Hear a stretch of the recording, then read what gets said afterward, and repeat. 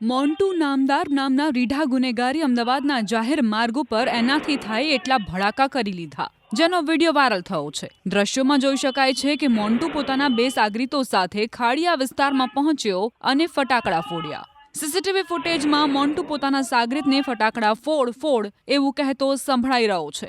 આ દરમિયાન દ્રશ્યોમાં જોઈ શકાય છે કે ડરના માર્યા તમામ વાહન ચાલકો એક બાજુ ઊભા રહી જાય છે। રાહદારીઓ પણ ત્યાંથી નીકળતા ફફડી રહ્યા છે। આ પ્રકારની હરકતથી વિસ્તારમાં દહેશત ફેલાઈ ગઈ। પોલીસે આપેલી જાણકારી પ્રમાણે મોન્ટુ નામદાર પર ગંભીર પ્રકારના 9 જેટલા ગુના નોંધાયેલા છે। 8 જૂને તે ફરલો પર જેલમાંથી બહાર આવ્યો અને સીધો જ ઉત્પાત મચાવવા લાગ્યો। આ દરમિયાન તેણે હત્યાના એક કેસના સાક્ષીને મારી નાખવાની ધમકી આપી હોવાનો પણ ગુનો દાખલ થયો છે। ઉત્પાત મચાવનારા મોન્ટુને પકડવા માટે પોલીસ જ્યારે પહોંચી ત્યારે તે ભાગવા જતા ધાબા પરથી પટકાયો હતો, જેના કારણે તેને ઈજા પહોંચતા સારવાર માટે ખસેડાયો છે। દારૂના નશામાં મોન્ટુએ ઉત્પાત મચાવતા પ્રોહિબિશન એક્ટ હેઠળ પણ ગુનો દાખલ કરાયો છે। પોલીસ હવે મોન્ટુની ફરલો રદ કરાવવા પ્રયાસ કરશે।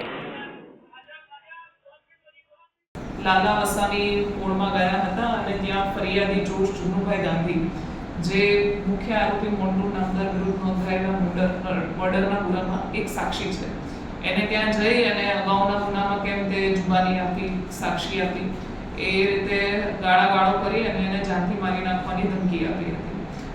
ત્યારબાદ એ લોકો ત્યાંથી તાત્કાલિક ભાગી ગયા હતા। ફરિયાદીએ પોલીસ હેલ્પલાઇન ઉપર ફોન કરતા તાત્કાલિક ત્યાં પોલીસ પહોંચી હતી અને પોલીસે મોન્ટુ નામદારને ધરપકડ કરવાની કાર્યવાહી હાથ ધરી હતી અને એ દરમિયાન એ એક જગ્યા ઉપરથી પોલીસને પકડથી ભાગવા જતા ઘાયલ થઈ ગયો હતો, જેથી તાત્કાલિક એને સિવિલ હોસ્પિટલમાં લઈ જવામાં આવ્યો હતો અને ત્યાં એને ફ્રેક્ચર થયું હોવાનું સામે આવ્યું હતું। ત્યારબાદ એણે પ્રાઇવેટ હોસ્પિટલમાં સારવાર લેવાનું રજૂઆત કરી હતી અને એને પ્રાઇવેટ હોસ્પિટલમાં ખસેડવામાં આવ્યો હતો અને આ સમગ્ર ઘટના દરમિયાન એ દારૂના નશામાં હોય એવું લાગ્યું એટલે પોલીસ તરફે એની વિરુદ્ધ પ્રોહિબિશન એક્ટ હેઠળ પણ ગુનો દાખલ કરી આગળની કાર્યવાહી કરવામાં આવી છે।